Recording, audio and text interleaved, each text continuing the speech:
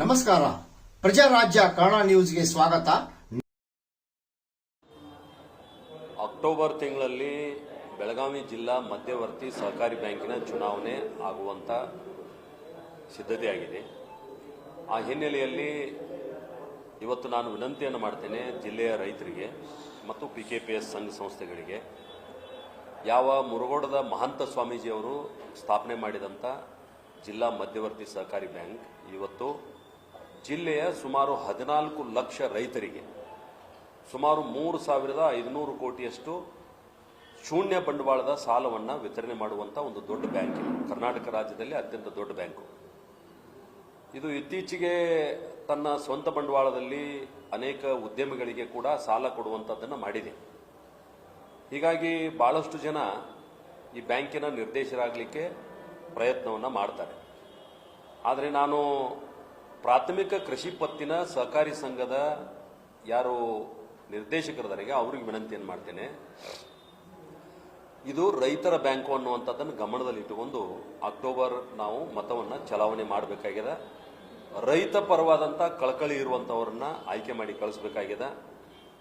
ಯಾವುದೇ ಒಂದು ವೈಯಕ್ತಿಕ ಹಿತಾಸಕ್ತಿಗಳನ್ನು ಗಮನದಲ್ಲಿಟ್ಟುಕೊಂಡು ಬ್ಯಾಂಕಿನ ಚುನಾವಣೆಯಲ್ಲಿ ಸ್ಪರ್ಧೆ ಮಾಡೋರ ಬಗ್ಗೆ ಬಹಳ ಎಚ್ಚರದಿಂದ ಇರಬೇಕನ್ನುವಂಥ ಮಾತನ್ನು ಕೂಡ ಈ ಸಂದರ್ಭದಲ್ಲಿ ನಾನು ಹೇಳಲಿಕ್ಕೆ ಬಯಸ್ತೇನೆ.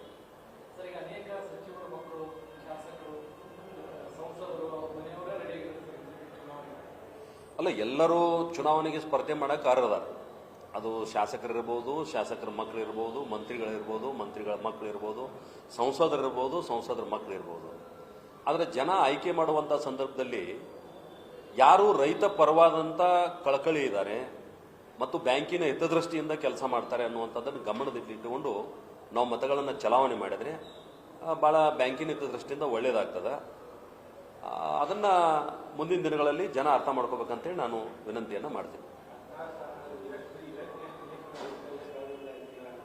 ಬ್ಯಾಂಕಿನಲ್ಲಿ ಸುಮಾರು 15 ತಾಲೂಕುಗಳಿದ್ದು ಪ್ರತಿ ತಾಲೂಕಿನಿಂದ ಪ್ರಾಥಮಿಕ ಕೃಷಿ ಪತ್ತಿನ ಸಹಕಾರಿ ಸಂಘದಿಂದ ಒಬ್ಬರು ನಿರ್ದೇಶಕರಾಗ್ತಾರೆ. ಸರಾಸರಿ ಒಂದೊಂದು ತಾಲೂಕಿನಾಗ 50 ಅದಾವ, 60 ಅದಾವ, ಅಷ್ಟು ಮತಗಳು ಬರ್ತಾವೆ. ಮತ್ತು ಉಳಿದಂತೆ ಇಡೀ ಜಿಲ್ಲೆ ಸೇರಿ ಒಬ್ಬರನ್ನ ಅಲ್ಲಿ ಅರ್ಬನ್ ಸೊಸೈಟಿ ಇರ್ಬೋದು, ಯಾವ ನಮ್ಮ ಡೇರಿ ಸೊಸೈಟಿಗಳಿರ್ಬೋದು, ವೇವರ್ ಸೊಸೈಟಿ ಇರ್ಬೋದು, ಕನ್ಸ್ಯೂಮರ್ ಸೊಸೈಟಿ ಇರ್ಬೋದು, ಈ ರೀತಿ 6 ಅನ್ಯಾನ್ಯ ಕ್ಷೇತ್ರಗಳಿದ್ದು ಅವೆಲ್ಲ ರದ್ದಾಗಿ ಇವತ್ತು ಒಂದೇ ಕ್ಷೇತ್ರ ಆಗ್ಯದ. ಮತ್ತು ಅದರದ್ದು ಪಾತ್ರನೂ ಭಾಳ ದೊಡ್ಡದಿಲ್ಲ. ಅಲ್ಲಿ ಉಳಿದವ್ರದ್ದು ಜಾಸ್ತಿ ಪಾತ್ರ ಇರುವಂಥದ್ದು ಯಾರ್ದಂದ್ರೆ PKPSನಿಂದ ನಿರ್ದೇಶಕರಾಗಿ DCC ಬ್ಯಾಂಕಿಗೆ ಯಾರು ಬರ್ತಾರ ಅವರು ರೈತರ ಹಿತಾಸಕ್ತಿಯನ್ನು ಕಾಪಾಡುವಂಥದ್ದು ಇರ್ತದೆ. ಹೀಗಾಗಿ ರೈತರ ಹಿತಾಸಕ್ತಿಯನ್ನು ಗಮನದಲ್ಲಿಟ್ಟುಕೊಂಡು ಸ್ಪರ್ಧೆ ಮಾಡ್ತಕ್ಕಂಥ ಅಭ್ಯರ್ಥಿಗಳಿಗೆ ನಾವು ಮತವನ್ನು ಕೊಡಬೇಕಾಗ್ತದೆ. ಆಶೆ ಅಮಿಷಗಳಿಗೆ, ಉಡಿ ತುಂಬುವ ಕಾರ್ಯಕ್ರಮಗಳಿಗೆ ಯಾರೂ ಆಸ್ಪದ ಕೊಡಬಾರದು ಅನ್ನುವಂಥದ್ದನ್ನು ನಾನು ವಿನಂತಿಯನ್ನು ಮಾಡ್ತೇನೆ. ಯಾರೋ ಒಬ್ಬ ನಿರ್ದೇಶಕನ ಉಡಿ ತುಂಬಬಹುದು ಯಾರು, ಆದರೆ ಉಳಿದವ್ರ ಗತಿ ಏನು? ಹೀಗಾಗಿ ಅದಕ್ಕೆ ಆಸ್ಪದ ಕೊಡಲಾರದೆ ರೈತ ಹಿತಾಸಕ್ತಿಯನ್ನು ಗಮನದಲ್ಲಿಟ್ಟುಕೊಂಡು ಅಭ್ಯರ್ಥಿಗಳನ್ನು ಆಯ್ಕೆ ಮಾಡ್ರಿ ಅಂತ ವಿನಂತಿಯನ್ನು ಮಾಡ್ತೇನೆ. ಅದನ್ನೇ ಹೇಳಲಿಲ್ಲ, ಯಾರೋ ಓಟ್ ಹಾಕೋರಿಗೆ ಉಡಿ ತುಂಬೋದಲ್ಲ, ರೈತರ ಉಡಿ ತುಂಬವ್ರಿಗೆ ಮತ ಹಾಕ್ರಿ ಅಂತ ನಾನು ವಿನಂತಿ ಮಾಡ್ತೇನೆ.